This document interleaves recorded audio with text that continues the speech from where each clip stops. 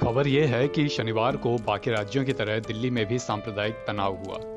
हनुमान जयंती की शोभा यात्रा निकाली जा रही थी। इसमें कुछ उपद्रवियों ने पत्थरबाजी कर दी।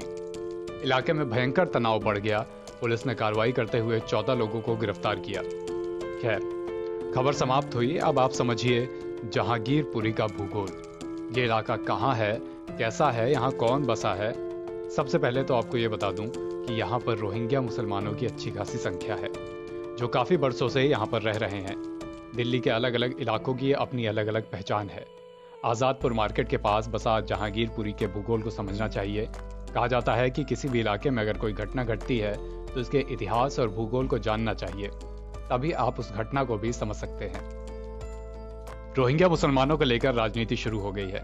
दिल्ली बीजेपी प्रदेश अध्यक्ष आदेश गुप्ता ने केजरीवाल सरकार पर हमला बोला। उन्होंने लिखा है कि दिल्ली से भाजपा का एक डेलीगेशन जहांगीरपुरी इलाके में जाएगा और पथराव की घटना की जांच करेगा।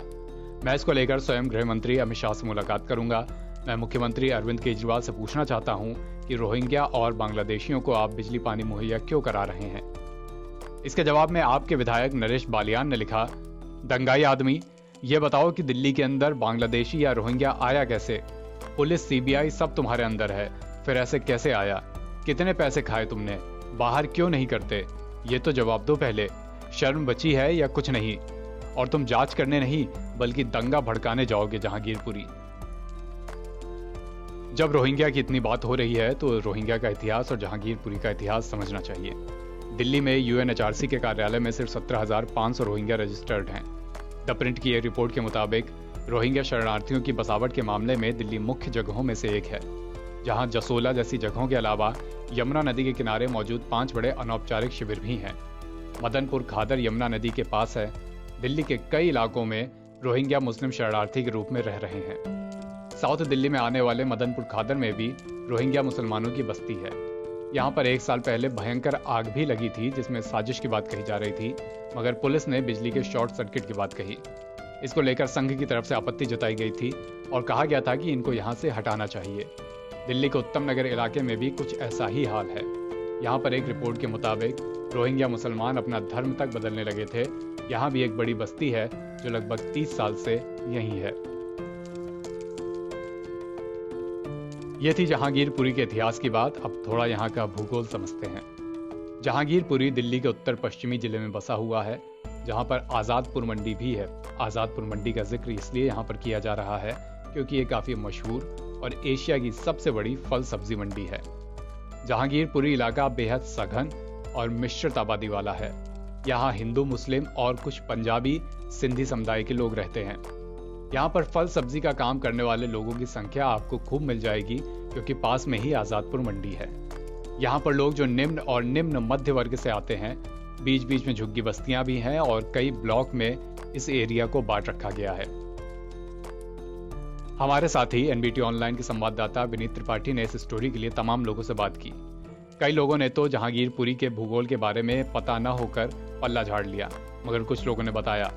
स्थानीय निवासियों का कहना है कि हनुमान जन्मोत्सव पर निकाली शोभा यात्रा के दौरान सी ब्लॉक में जहां बवाल हुआ, वहां बड़ी संख्या में बांग्लादेशी रहते हैं। इलाका पहले से ही संवेदनशील है। उत्तर पश्चिमी संसदीय क्षेत्र और बादली विधानसभा का जहांगीरपुरी इलाका डीडीए ने विकसित किया है। इलाके को ब्लॉक के हिसाब से बांटा गया है। इसका विस्तार जहांगीरपुरी ए ब्लॉक से लेकर जे ब्लॉक तक है। स्थानीय निवासियों का कहना है सी ब्लॉक और H2 झुग्गी में बांग्लादेशी आबादी सबसे अधिक है। अब लोगों का यह सवाल हुआ कि आखिरकार दंगे की शुरुआत कहां से हुई। हमने वहां के कुछ लोगों से बात करते हुए ग्राउंड से इसको समझने का प्रयास किया। लोगों ने पहले हमें लोकेशन और वहां पर रहने वाली कम्युनिटी के बारे में तफसील से बताया। उनके मुताबिक बी ब्लॉक में मुस्लिम आबादी रहती है। बी के साथ सी ब्लॉक में भी मुस्लिम आबादी है। वहीं जी और एच ब्लॉक में हिंदू आबादी है। प्रत्यक्षदर्शियों का कहना है कि बवाल सी ब्लॉक के मंगल बाजार से कुशल सिनेमा के बीच हुआ। यहाँ की मुस्लिम आबादी ज्यादा है। प्रत्यक्षदर्शी बताते हैं कि शाम करीब 6 बजे शोभा यात्रा सी ब्लॉक के कुशल सिनेमा से मंगल बाजार को जोड़ने वाली सड़क से गुजर रही थी। इस बीच पथराव होने लगा। इसके बाद हालात बिगड़ गए। दोनों तरफ से नारेबाजी होने लगी, हथियार लहराए गए। यहाँ पर हालात ये हो गए कि लोगों ने अपने आप को घरों में कैद कर लिया। महिलाओं ने बताया कि देखते ही देखते नारेबाजी होने लगी और घरों पर पत्थरों की बारिश होने लगी। हम लोग घरों के अंदर अपने बच्चों को बचाते हुए सहमे बैठे थे। कई बार तो ऐसा लगा कि कोई दरवाज़ा तोड़कर अंदर ही घुस जाएगा, मगर थोड़ी ही देर बाद पुलिस आ गई और तब हम लोग चैन से बैठे। उपद्रवी तरह तरह के नारे लगा रहे थे। पुलिस पर भी उन लोगों ने पथराव किया। कुछ पल को तो लगा कि क्या होने जा रहा है, मगर सब ठीक रहा। 2 दशक से भी ज्यादा का समय बीत चुका है और दिल्ली में रोहिंग्या मुसलमानों का मुद्दा हमेशा उठता रहा है। दिल्ली में कई इलाकों में रोहिंग्या शरणार्थियों के लिए बस्तियां बनी हुई हैं। साल 2019 में बीजेपी ने यह मुद्दा उठाया था कि केजरीवाल सरकार रोहिंग्या मुसलमानों को राशन कार्ड मुहैया करा रही है, इनको अपना वोट बैंक बना रही है। हमने दिल्ली के कुछ लोगों से बातचीत की और जाना कि क्या इनके पास राशन कार्ड है। इसका जवाब हाँ में मिला। यहाँ पर कई रोहिंग्या परिवारों के पास राशन कार्ड हैं। 2021 में दिल्ली हाई कोर्ट एक याचिका की सुनवाई कर रहा था, जिसमें दिल्ली सरकार ने जवाब दिया कि सरकार रोहिंग्या शरणार्थियों के खाने पीने का इंतजाम कर रही है। एनबीटी ऑनलाइन की रिपोर्ट।